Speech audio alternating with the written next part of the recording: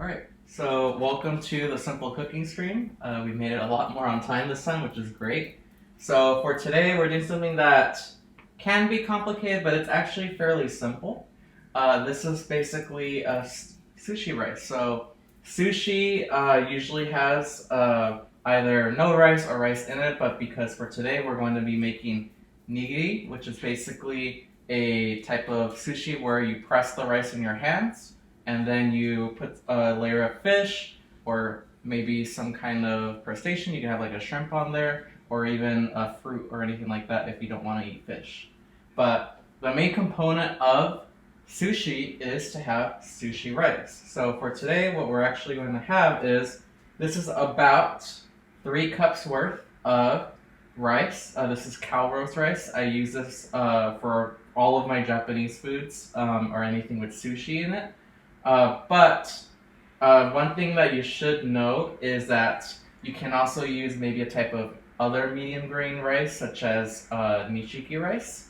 However, cow roast is readily available in California, and it's fairly cheap as well. And in my opinion, it's usually the easiest to make and cheapest to make as well. If you want to use a different type of rice, make sure you look at the bag that you're using and follow the instructions on there for a rice that you can use.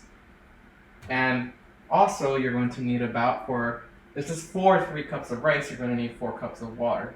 You can half this as well, so for these instructions, you can follow the exact same process. However, just half everything that I'm mentioning. So instead of 3 cups, use 1.5. And instead of 4, use 2 cups of water. On top of this, you're going to need about 2 tablespoons of sugar mixed in with about 2 teaspoons of salt. And the reason why you're going to have this is because while you're going to add rice vinegar in the rice, you kind of want to also add a bit of sugar and salt to kind of just add a bit more flavor to it, since that's the whole point of the sushi rice. And speaking of rice vinegar, you're going to need this as well. This is extremely important. You can use white vinegar or a type of apple cider vinegar, but the taste is not going to be anywhere near the same. However, in a pinch, you can use that kind of vinegar, preferably white, since it's less flavored as apple cider vinegar. So you're going to need about a half cup for the amount we're doing. You can use more or less. Again, if you're using the half portions, that's going to be about a 4th cup. But with what we're doing, a half cup, in my opinion, usually turns out perfectly fine. If you use a little too much, it may be a little too strong of a vinegary taste for you. But again, it's all up to taste and it's all up to your consistency. The more vinegar you use, the more watered down the rice will be, and it may not be as sticky. So with all of this here, all what we're going to do is with a bowl of rice, I recommend a nice big bowl, you're actually going to get the rice wet inside the bowl. So what you're doing is you're essentially cleaning the rice. And you do this because, well, to be honest, I don't know the true reason why. However, I do know that it helps out with the flavor profile and just removes any impurities in the rice. Luckily, the rice that we buy usually doesn't come with any rocks or anything in there. Though I've bought a bag of rice before. That wasn't the typical one I'd use. And unfortunately, that means that I found a rock inside. So you also want to just kind of keep a lookout for any impurities in here. You're also kind of gently moving the rice just a little bit so that the water can brush off each grain of rice, and you can tell that the water is becoming more cloudy. So you're going to be doing this for a few passes. The longer you do this, the cleaner your rice will become, because at the end of this process, you want your water to end up becoming clear when you're cooking your rice. So right now, we're just moving it around and making sure the rice is completely clean.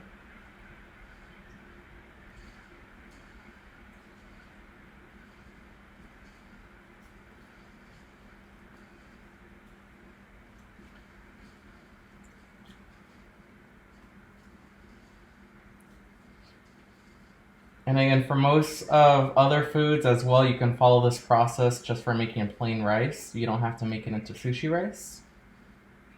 This is the same exact way that I make rice typically. And I always make it in the pot. You can use a rice cooker as well, and that would be a lot easier. You just wash the rice, and then you're going to throw it in your pot, your steamer, and then just put the amount of water in there that I'll detail, and it'll do it on its own. But again, if you don't have a rice cooker, that's perfectly fine. You can follow the process that I'm doing, and in my opinion, it usually comes out a lot better.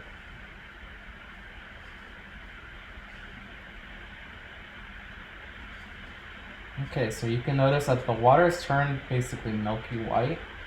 So you've effectively cleaned it. You can do a couple more passes, so you can do what I'm going to do right now and put it back into this bowl with it clean, of course. You want to empty it out of this water. So then you can repeat the process, or you can go ahead and start making your rice. I'm going to go ahead and start making it just to make sure that we kind of speed things along a little bit so that people are not waiting too much. But if you want to take your time, you can do several more passes of this. So let me get the other pot. So with this pot, you can just put it in your sink or just put it on your table, but then you'd have to be careful when you're actually draining it. And you want to use a strainer. If you don't have a strainer, you're just going to have to gently hold the rice while you're pouring the water out. But all that you're doing is, with your pot on the side, just go ahead and get the rice drained. So you're just going to put it in here. Just gently do it to make sure that you're not spilling rice outside of the strainer. And so I want to see how that looks. And so what I usually do is I actually take handfuls and I just put it in the strainer and press it out. And you can actually go ahead and get your sink and do further cleaning like this. Again, you want to be extremely gentle, because if you go a little too hard with movements on the rice grains, you'll actually break the rice and you'll end up with something a bit more mushy than sticky. So just doing handful by handful. Again, you kind of want to take your time with this if you can, because you'll end up with better rice.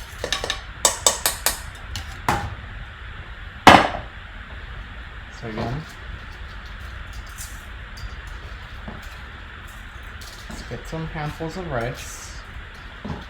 At the end, we'll just pour it in, since that's all that we'll have left over. You don't want to fill it up, since it might spill when you add water.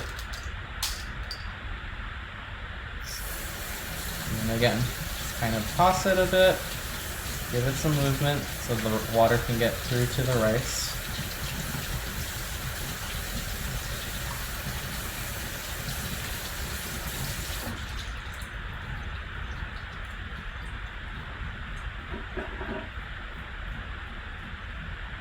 Alright, and now that most of the water's shaken out, do the next batch. So this last one's going to be all that we need to do left. So just handfuls out. And while that's going on, you can go ahead and pour this over and get the rest out.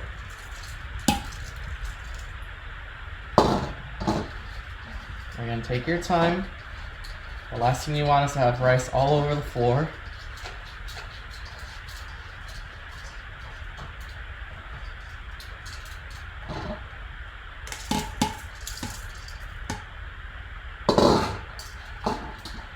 And it's extremely important that you follow these measurements, because while you can eyeball it in a way and kind of just do everything by memory, the issue is if you're not too careful and you're not experienced enough to kind of do that on your own, what will happen is the rice will come out either too mushy or it'll come out undercooked, which is basically like you're eating raw rice again.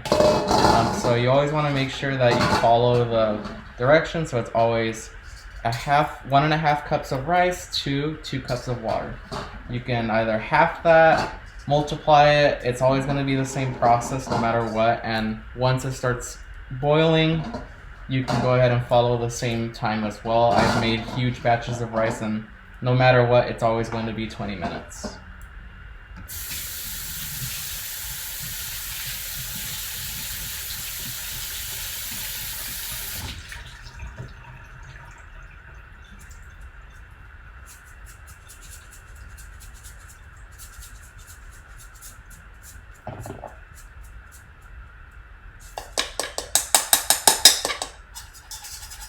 Okay, so now we have our rice completely cleaned, at least as clean as we can make it. And so the next thing you're going to want to do is just put it back over here. Get your 4 cups of water, or 2, or more than that or less, and just pour it in.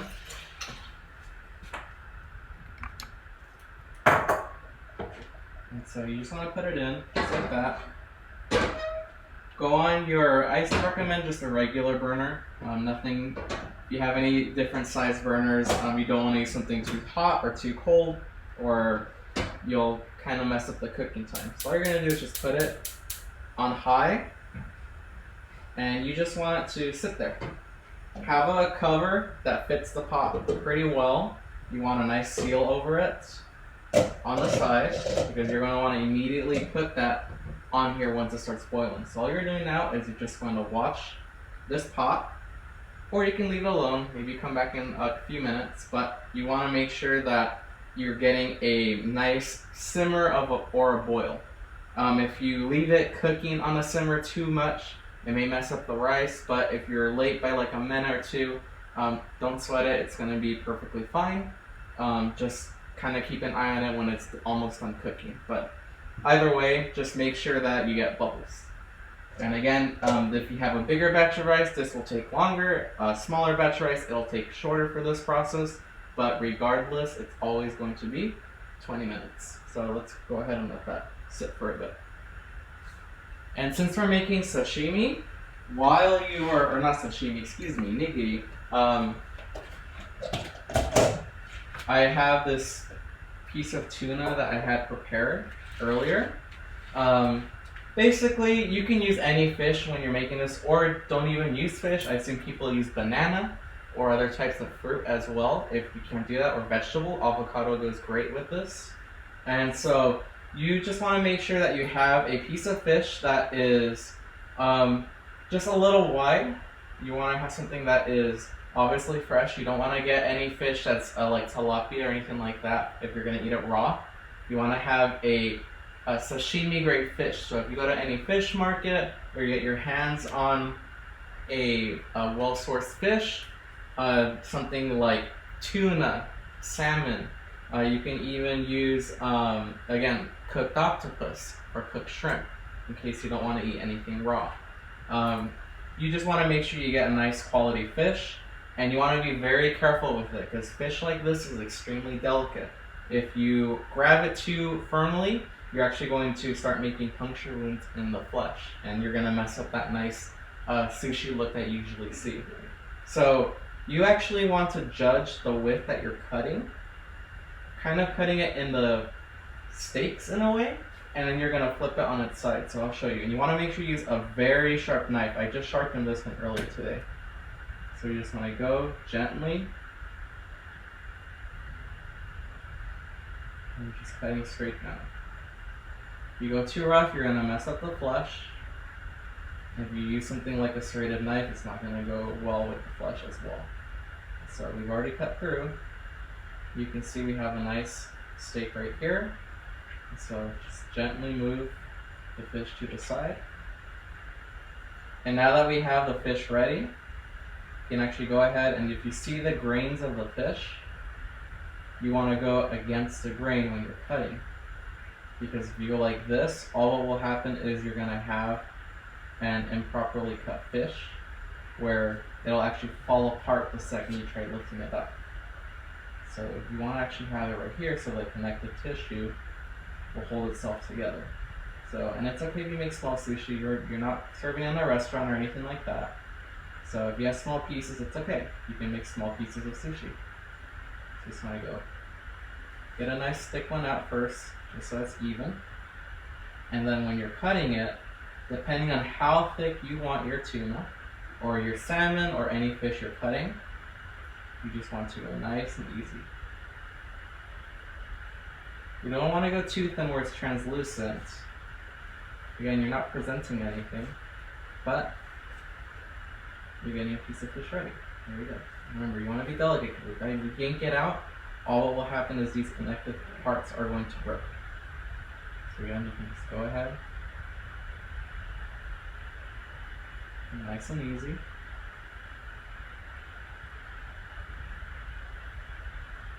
Apply a bit of force at the very end because there is going to be a piece of the fish connecting it still. And there you go. And so you just want a few of these ready. You don't have to do the whole thing if you don't want the entire fish cooked or cut. A few days ago I made something similar to this, but what I did was I actually seared the tuna on the grill, and then right after that I cut it just like this, and what happens is then you have a nice flavor to it, and that actually makes it a lot easier to cut later on because you kind of have pieces of the tuna holding itself together after you cook it.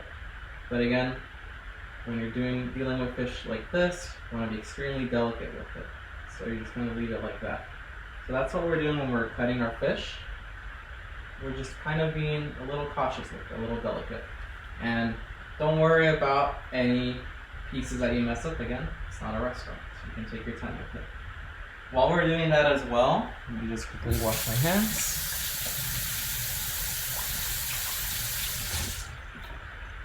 Okay. So, while we're also doing that, if you don't have any fish to make on the side, or you're already done preparing your vegetables, fruits, anything you're gonna put on top of that type of rice, we need to actually get everything else ready to kind of season it. So, again, with your sugar and salt, so again, this is going to be about 2 tablespoons of sugar and about 2 teaspoons of salt. You're just gonna throw it in there.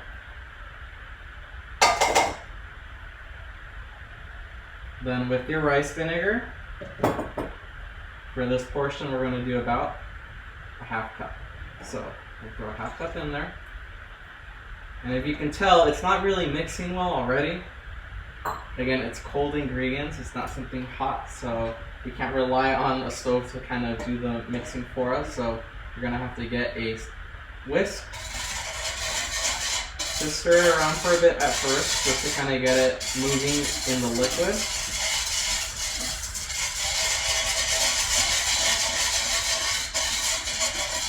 And if you've seen the other videos before, like I've mentioned, you kind of want to grab your whisk like this. Just kind of gently tilt it a bit. You can do it flat if you'd like. And just go ahead and start whisking.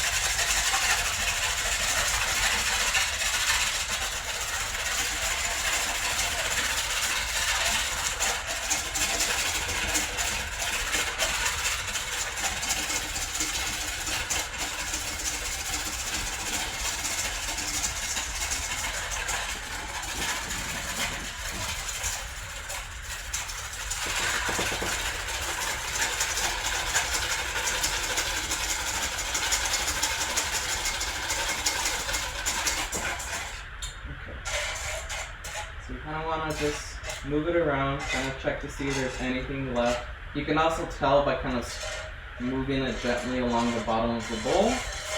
And if you hear a bit of scratching, then there's a few more grains in here that haven't completely dissolved. And you don't need all of them to be dissolved, but you just want a good amount so that when you're spreading this liquid over the rice, it'll be even and it'll be easy to move. I'll just do a little bit more.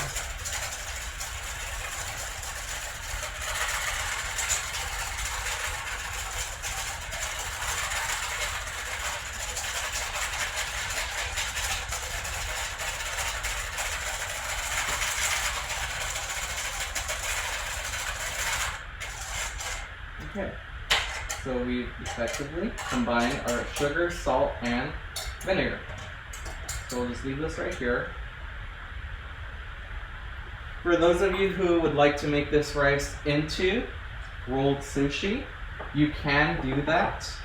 What I recommend is you get yourself a set of bamboo like this. So they sell this for about $1 if you're going to a dollar store, or if you go to a specialty shop, maybe it'll run you about $2. This is about $1.99 when I got it. And you're just gonna get some plastic wrap and wrap it around this, and this will make it a lot easier to do. You don't have to use plastic wrap. but I highly recommend it because if you're making rolls, this will be a lot easier to clean up. So you're going to want something like that. And then you're also going to want to get your hands on some nori. So this is a roasted seaweed. They sell it in large sheets like this. Again, you can go to any import store and they'll most likely have that. But again, this is why I'm doing nigiri, because it's a lot easier to make and you don't have to rely on finding roasted seaweed in this size. And this one I just bought from a local market, and I've had this one in my freezer stored for a long time in case I've ever wanted to make some rolls. But again, we won't be making rolls today. If I have extra time, maybe I can do it at the end. And I can hear at the side that the rice is starting to bubble. So we can come over here. And you can see it's like bubbling a little bit. If you're a little scared of making sure it's evenly spread out and it's not burning, you can actually go ahead and grab a wooden spoon of any kind, like this. Just want to mix it quickly, just so it's not sticking. And all the rice is evenly covered by the water. And then we're going to go ahead and cover it and set it to as low as you can possibly make it. You want it to be basically a little stream of flame coming out from the stove, or if you have an electric one, you just want it to be just warm enough. And this is because we're actually going to have the rice steam on its own, and this is why we also immediately put the cover over the pot. If you put the cover over, what happens is now you're going to have steam circulating inside of the rice, and it's going to be steaming and cooking. If you ever take the cover off, don't worry if you immediately put it back on, it may not mess up the rice, but if you do it repeatedly, it will mess up the rice. And while we're doing this, we're also going to put a timer for 20 minutes. And you want to, again, do this immediately when you do it because the cook time is very, very important. So we're just going to let this cook for 20 minutes. Again, if you have any portion of rice, once it starts boiling, it's the same amount of time when you're cooking it. Again though, a bit of tips, because I've had other people try to make rice and it didn't come out the right way. If you're using a pot that is aluminum or something thin, that unfortunately won't work that well. Thick pots like these, this one isn't cast iron I believe, but it is a coated pot that is fairly thick compared to what I usually use. It's usually a lot easier to make rice on this. Usually if you use anything thin, it's just going to stick to the pot and you're going to have burnt rice at the bottom. Again though, there's a process after cooking this that you're going to leave it sitting for about 10 minutes after it's done cooking off the flame but still covered, and that actually will finish the process of cooking without having it stick to the pot. And that's a very important step too, so definitely keep that in mind if you're going to be making rice, because even though it says 20 minutes of cooking time, in reality it's probably going to be at least 30 or 35. 5 minutes for it to boil, another 20 to cook it, and then another 10 to let it rest. So again, we're letting this cook right now and the timer's set for 20 minutes. So while that's going on, we're just going to go ahead and come back here and check. Yep. Let's mix as well as we can do it. I'm just going to leave that there. And since that's most of everything, one more thing I should go over. So when you're making sushi rice, I would recommend having this ready while your rice is cooking, or if you're just following along later on, get your hands on something like this, or I'll mention alternatives. So when you're cooling down sushi rice and mixing it with the vinegar that you made, you want to make sure that you get your hands on something like this is bamboo, but any sort of wooden bowl that's food safe, or just one that you've kept aside for food. Or any sort of plastic bowl. You can use glass in a pinch, but I highly recommend against using anything metal. That's because when you're actually putting the rice in here, metal is actually going to dissipate the heat in a different way than plastic and wood. and you'll actually end up with a different type of tasting rice as well because of the vinegar. Vinegar reacts with the metal in a certain way, which means that if you use it in a metal bowl, it's not going to come out tasting the same. I've made it with a metal bowl before and it's okay, but it comes out much better in this sort of bowl, or again in a plastic bowl. So then on top of that, you also want to get your hands on either a fan or a handheld fan, anything that can blow air for you, unless you are willing to put the work in to kind of do it, or you just don't have one available. A paper plate works as well, because again, we're going to need to cool this down when it's done cooking. And once it's done cooking, you want to do that as fast as possible, using the fan as kind of like an assisting tool for you. You can't really stand there and blow it with your mouth all day. It's just going to take way too long.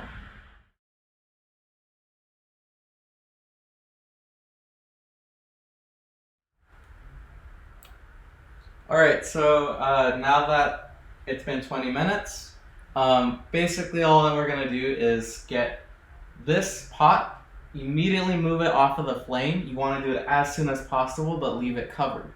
Once it's covered and moved off the flame, you actually want to leave that alone for about 10 minutes. Don't touch anything, don't even shake it, don't do a single thing to it. Leave it alone 10 minutes. And so we're just going to put it on for 10. So we'll see you in 10 minutes.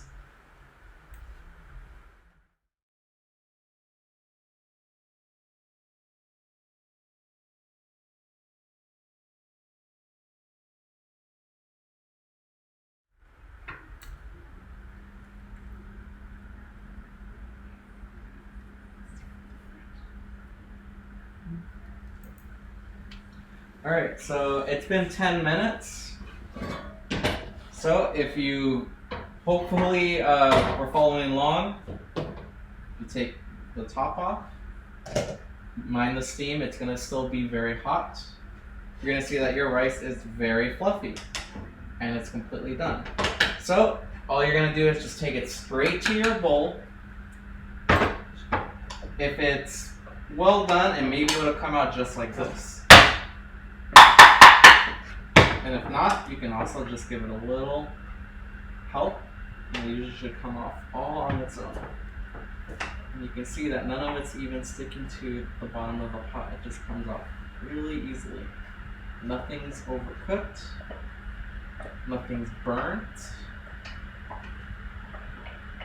And if you made it properly, it should be really easy to clean.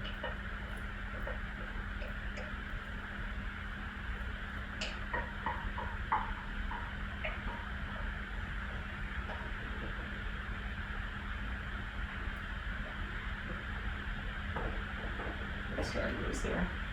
Alright, so now we have our rice, and if you can tell, I brought in a fan.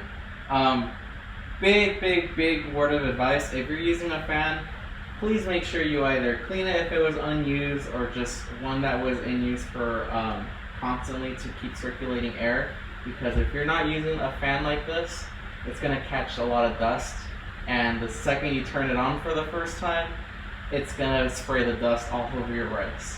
Again, if you don't have a fan, just have a paper plate or anything that you can use as a hand fan, and you're just going to go ahead and start waving a lot, and you're basically just going to be moving all of the air as much as you can to cool it down as quickly as you can. While that's going on, we're going to just have this fan on.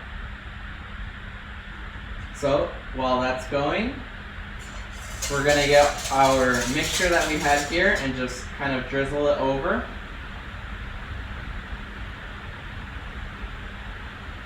Just try to make it as even as you can. Doesn't have to be too perfect. You're going to mix the rice anyway.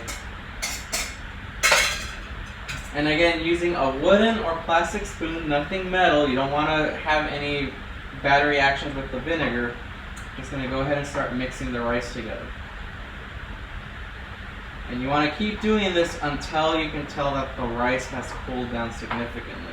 And you'll know that because while the rice is cooling down, it's going to start becoming extremely sticky, and that's exactly what we want. The stickier the rice, the better, because then you can easily just shape it with your hands. Or if you want to make rolls, you can do what I mentioned at the beginning. So you just want to keep mixing. If you have a fan, again, you kind of want to just lift it up a bit so that it keeps cooling it down. I usually start forming it into sort of like a little mountain right in the center of the bowl. And that's so that the air can reach it. Again, you're just mixing it together so that it's completely coated and it starts cooling down. The faster you cool down this rice, the stickier it'll be. You're basically stopping it from cooking itself so that it's also not too soggy. You want it sticky, not soggy.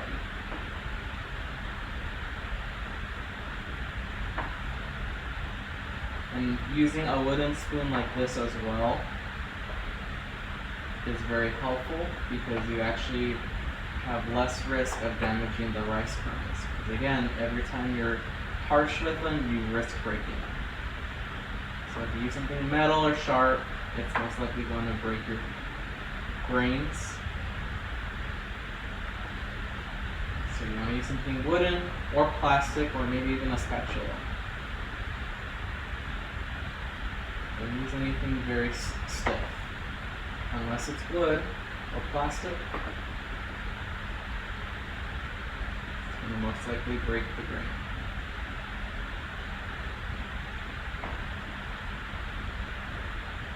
So you can notice it's starting to stick together.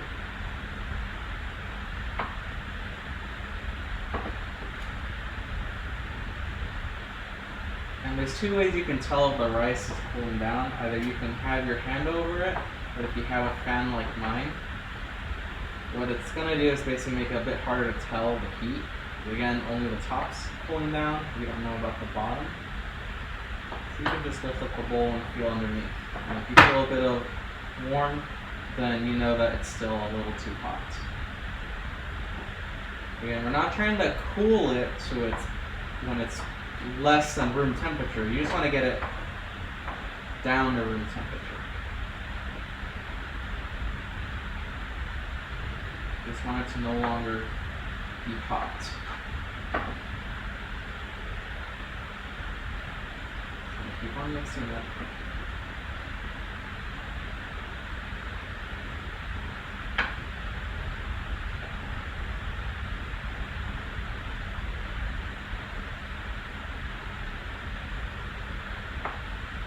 And you want to keep this going as much as you can. Again, the more you mix it while the fan is going on, or the more you blow it by hand, the faster it'll cool. And the faster you get to make your sushi.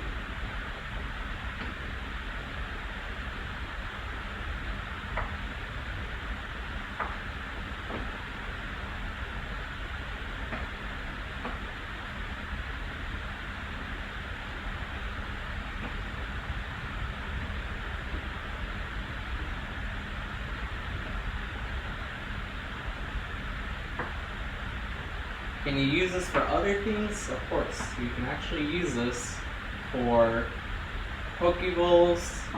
You can actually eat the rice as is. Someone in my family loves eating this rice just in a bowl with maybe some meat and some vegetables. And you can do that. You can eat this rice however you like. It's already cooked. You can eat it by itself. It's going to have a very unique but subtle flavor. Again, it's sushi rice, so if you've ever had sushi, you'll know what the rice will taste like.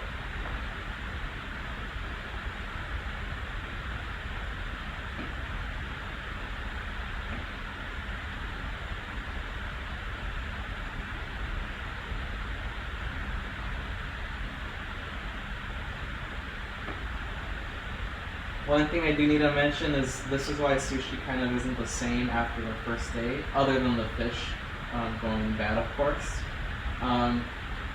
Sushi rice, when you stick it in the fridge or anything very cold, or if you leave it exposed to the air too much, what happens is the rice is going to start drying out, and it's no longer going to be as sticky, and it's going to be a bit stiff compared to when you have soft, sticky rice like this. You can try putting it in a very airtight bag or container, such as a Ziploc bag or anything you have that has maybe like a rubber gasket on it. And you can have it in the fridge, I'd say, for the most a day. Really, once you make the rice like this, I recommend just eating it all the day of. The next day should be okay, but after that, you're gonna notice a big difference with fresh rice like this and rice that's been in the fridge. That's why sushi usually doesn't have the same texture after the second day or anything like that. So it's super sticky right now. You can see that it's kind of a bit hard for me to move it around because it's actually sticking to each other, and I can easily stack it on top of each other. So now that we have this made, let me just grab a plate.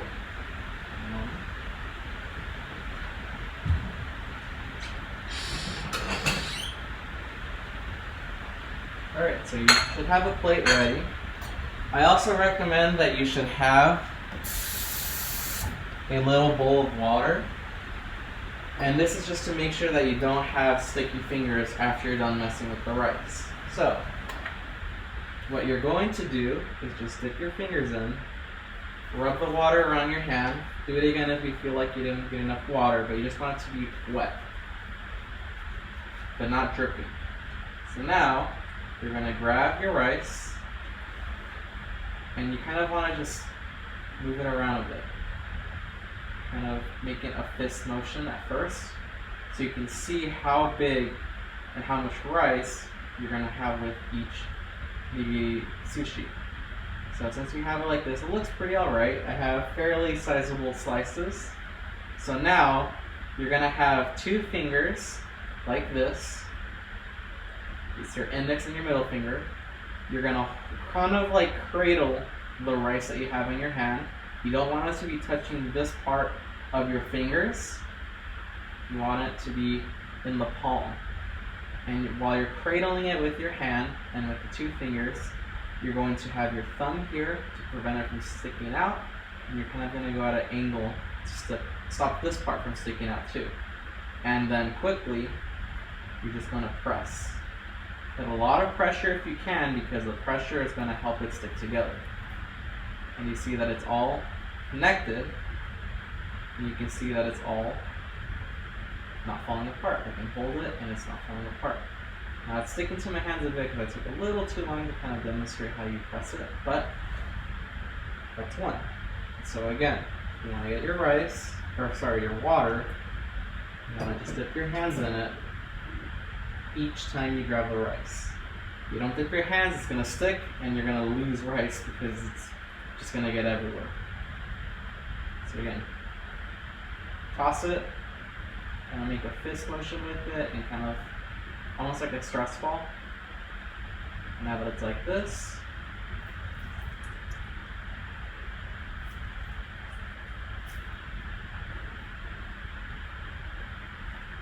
there we go.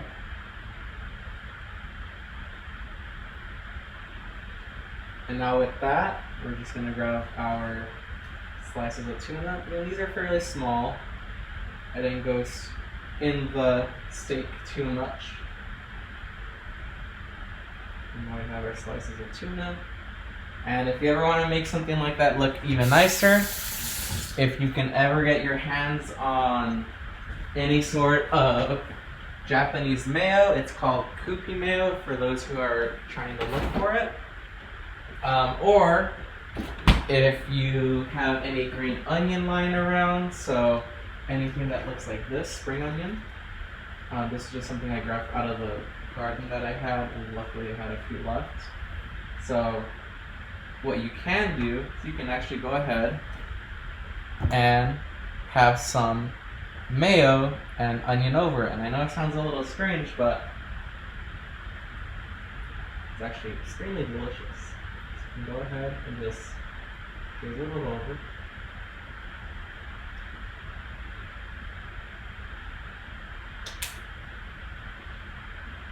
And then we'll just go ahead and put this onion.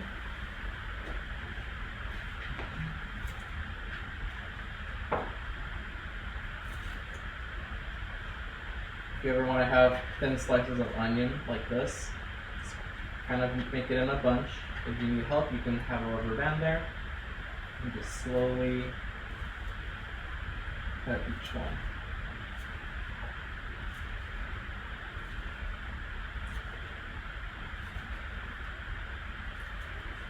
The fresher your onion, the easier it will be to get nice cuts. Once it's been in the fridge for a little too long, if you bought them from the supermarket or you picked some, the older it is, the harder it's going to be to get this kind of roundish shape from it, and it's going to come out very flat and almost watery and soggy. So we have our onion. So I'm just going to grab a bit, just decorate each one, and that's it. That's how you make nigiri. Again, if you want to make any rolls or anything like that, you basically just grab this rice and you're going to stick it in your bamboo mat and roll it with seaweed. I can go over that later, but it's a bit more of a process, and that's going to take an awful lot of time, and we've already been way over time as it is. But this is how you make this, and again, if you're vegan, vegetarian, you can actually put banana on it and maybe put some sort of glaze on it, such as maybe caramel. You can actually go ahead and make it with, I've seen it with watermelon, I've seen it with other types of vegetables like cucumber and avocado. You can do whatever you want. The main goal is you just want to have that rice ready. Once you have that rice, you can just go ahead and make whatever you'd like with it. Experiment with it. It's sushi, so you can do whatever you'd like. Again, make sure you follow the instructions for the rice to the T, because that's the most important part of making sushi. At least the way we're making it right now. So if anyone has any more questions, feel free to send an email to simplecookingstream@gmail.com. Go ahead and send any comments on the video or on the YouTube upload that'll happen soon enough.